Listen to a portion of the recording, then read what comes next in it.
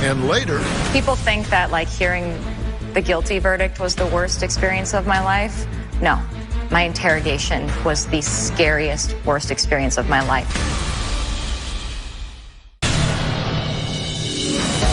All along, Knox's boyfriend at the time, Rafael Solecito, has defended Amanda as he faces the prospect of prison once again.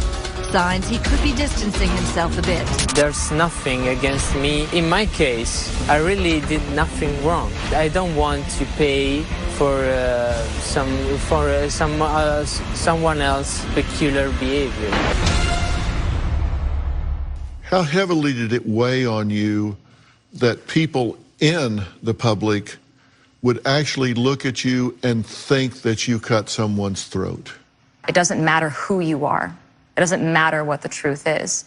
What matters is a story that people are telling themselves and projecting their worst fears and fantasies onto you. I felt like a blank screen, and anybody could decide who I was in their own mind. Was there ever a point where you just said, okay, screw it, think I'm bad, I'll just be bad? It was bad enough that they took my life and they took my freedom. They couldn't take who I was. Rodney was on death watch, on death row, which means somebody sits in front of his 6x10 24 hours a day with the lights on. It's never dark. They never take their eyes off him because they don't want him to kill himself before they have the chance to kill him. Which, is that person there to be human with him, or are they just staying in their role and staying distant? What was the biggest adjustment psychologically, emotionally, that you had to accommodate? You know, I'm interested. I keep hoping that Rodney gets this chance. It was almost as hard to reintegrate back into free society as it was to integrate into unfree society. Really? Yes. Having your whole life regulated down to you can't take a shower without someone monitoring you changes you.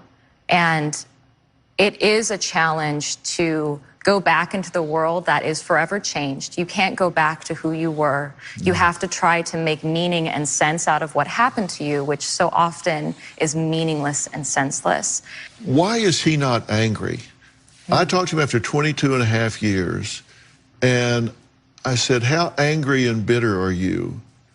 And he said, I'm not really angry and bitter at this point. How can he say that? You've been locked up like that. How can he say that? Right now, he is I mean, look at him.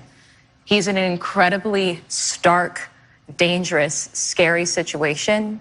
And at least in my experience, you can't indulge your worst emotions when you're surviving. Has it changed you forever? Yes. Yeah, understatement, yes. I mean... You don't get over this. No. I mean, this is a grief and a trauma that all wrongfully convicted people carry with them for the rest of their life. I have a podcast called The Truth About True Crime that I do with my partner, Christopher, and we look at different cases and try to really humanize the people that are at the center of them. Right. All right, let's take a break here.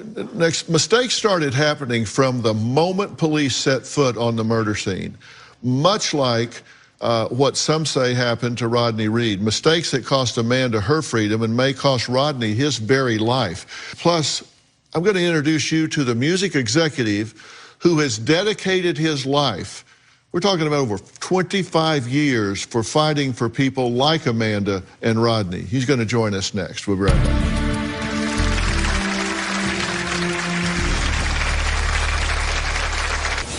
I started my podcast about 3 years ago.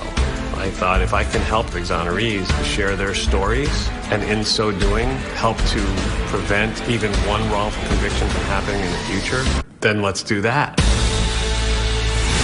And later... That's just the extra tragic kernel to Rodney's story. They can't screw it up and then disallow it because they screwed it up. I'm sorry, that doesn't work.